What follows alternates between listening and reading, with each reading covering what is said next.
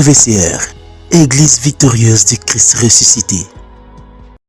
Suivez pour votre orientation, édification et croissance spirituelle la révérende prophétesse Élie Déborah Bettencourt. Avec EVCR, la grâce de Dieu ne vous manquera pas.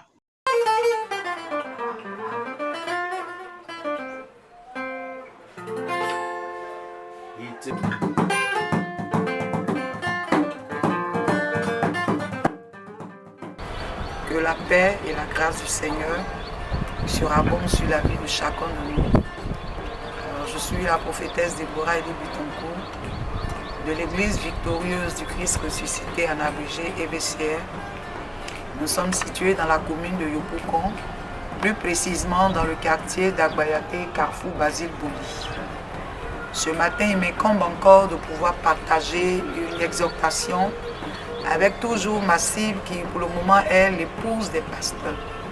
Et mon thème est de savoir, est-ce qu'une épouse de pasteur est obligée de servir dans l'église de son époux, le ministère qu'il exerce? Et je sais que ce sujet véritablement a entraîné beaucoup de controverses, mais il est important au travers de la parole de Dieu de pouvoir avoir la pensée de Dieu sur ce sujet. Et donc lorsque nous nous référons à Genèse chapitre 1, à partir du verset 26, il est écrit, puis Dieu dit, faisons l'homme à notre image, selon notre ressemblance, et qu'il domine sur les poissons de la mer, sur les oiseaux du ciel, sur le bétail, sur toute la terre et sur tous les reptiles qui rampent sur la terre. Donc Genèse 1, 26 va dire que Dieu à la création va donner à l'homme la latitude de pouvoir dominer. Mais quand nous descendons toujours dans Genèse 1 à partir du verset 28, là, il est écrit, Dieu les bénit et Dieu leur dit, soyez féconds, multipliez, remplissez la terre, l'assujettissez, dominez. Donc nous voyons que quand Dieu va maintenant adjoindre à l'homme la femme, ça sera plus domine, mais ça sera dominé.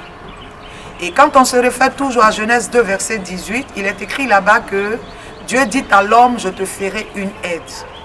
Et nous comprenons bien que si nous sommes auprès des serviteurs de Dieu, c'est probablement, ou pour ne pas dire certainement, pour être des aides. Et donc je crois que la femme peut être une aide à plusieurs niveaux. Mais le niveau qui nous intéresse ce matin, c'est de savoir, est-ce que tant épouse de pasteur, je suis obligée d'exercer un rôle dans le ministère de mon époux au sein de l'église? Certaines diront, non, moi je préfère simplement travailler, parce que je ne veux pas me mêler à tout ce qui concerne le ministère. Il y a des hommes aussi qui diront à leurs épouses ou à leurs femmes, écoute, c'est moi qui suis appelé, c'est moi l'homme de Dieu. Tu n'as rien à faire, toi peut-être tu travailles ou bien tu restes simple fidèle.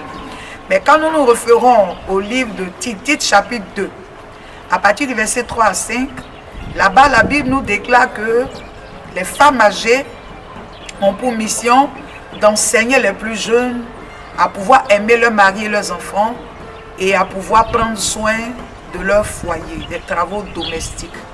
Donc nous comprenons là que les femmes âgées, c'est des femmes qui ont une certaine expérience de vie. Et donc nous pensons que cette expérience de vie-là a besoin aussi d'être transmise aux générations futures, aux générations plus jeunes. Mais je dirais qu'au-delà même de l'expérience physique, nous avons aussi ce que je pourrais appeler la connaissance. Parce qu'en tant qu'épouse de pasteur, il serait malséant que moi en tant que maman, qui ai pour devoir d'éduquer mes enfants spirituels, ce soit plutôt moi qu'on éduque. Parce que là, je perds mon sens de mère. Et véritablement, c'est ce petit côté que je voudrais qu'on examine. Tite dit que les femmes doivent enseigner les plus jeunes. Et si aujourd'hui, moi, en tant que mère d'église, je suis en train d'être enseignée par une de mes filles, ça veut dire que là, je ne suis plus mère, c'est moi qui deviens fille. Alors que la réalité aurait voulu que ce soit moi la mère qui enseigne ma fille. Et plus tard, cette fille que j'enseignais, elle peut peut-être voler de ses propres ailes en étant peut-être une diaconesse ou une responsable d'église. Donc cela revient à dire que l'homme qui est le leader doit prendre sur lui le soin d'enseigner son épouse et l'épouse aussi à son tour prend le soin d'enseigner les jeunes femmes ou les femmes de l'église. Parce que quand on prend même un foyer naturel ou normal, nous voyons que c'est la mère qui a pour rôle d'éduquer. Et donc on ne peut pas comprendre qu'aujourd'hui, étant devenus des épouses de pasteurs, nous acceptons en tant que maman, pasteur, que ce soit nos filles qui nous enseignent, sous prétexte que nous travaillons, sous prétexte que le ministère est compliqué, donc je vais être une simple fidèle. Non, au regard de la parole, je crois qu'en tant qu'épouse de Dieu, nous avons aussi notre mot à dire. Et quand nous nous référons toujours au livre de Philippiens, dans le livre de Philippiens, on nous parlera de 2 femmes, Évodie et Syntyche, qui vont à un moment donné de leur vie être confrontées à un certain leadership. Parce que ces femmes-là, probablement, étaient des leaders aussi établis sur des femmes. Donc nous comprenons que pour une épouse de pasteur, je dirais pour moi qu'il est primordial que nous puissions nous impliquer aussi dans le ministère ou dans l'église que Dieu accorde à nos époux. Cela ne veut pas obligatoirement dire que nous devenons les leaders, non. Mais cela veut simplement dire que nous rentrons encore dans notre fonction d'aide. Quand on prend aujourd'hui la femme d'un président de la République, d'office elle est la première dame. Et nous voyons qu'elle s'assoit là où le président s'assoit. Mais ce n'est pas elle que nous avons voté. Ce n'est pas elle que le peuple a voté. Mais du fait qu'elle est l'épouse du pasteur, ça lui donne automatiquement un certain droit d'être quoi? La mère de la nation. Donc nous aussi en tant qu'épouse de serviteurs de Dieu, même si nous n'avons pas reçu un appel direct venant de Dieu, mais nous pouvons recevoir un appel indirect de par le ministère, de par l'appel de notre époux. Donc être maman pasteur et ne pas vouloir s'impliquer à cause peut-être des difficultés, à cause de ce que je serai persécuté, à cause de ce qu'on parlera mal de moi, je dirais que ce n'est pas une raison assez suffisante pour fuir nos responsabilités. Aussi à un homme de Dieu, à un ministre de l'Éternel, qui peut-être dit à son épouse qu'elle n'est pas appelée de Dieu et que le véritable appelé c'est lui. Et donc il ne permet pas à cette femme-là de pouvoir s'impliquer. Je peux dire que quelque part, il peut courir un risque d'un danger. Et je prends un exemple où j'avais une fille spirituelle aussi, qui dans le temps avec son époux qui était homme de Dieu. Et je lui disais, mais ma fille, je constate que tu es trop loin de ton époux. Elle dit, oui maman, parce que je vends et puis mon commerce, ça marche bien. Donc je ne peux pas laisser mon commerce et puis venir servir. Et comme toute attente, il y a des filles qui ont commencé à être autour de l'homme de Dieu.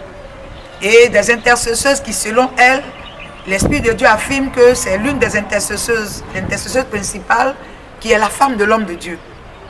Et donc la prophétie étant livrée, l'homme de Dieu a cru à cette prophétie.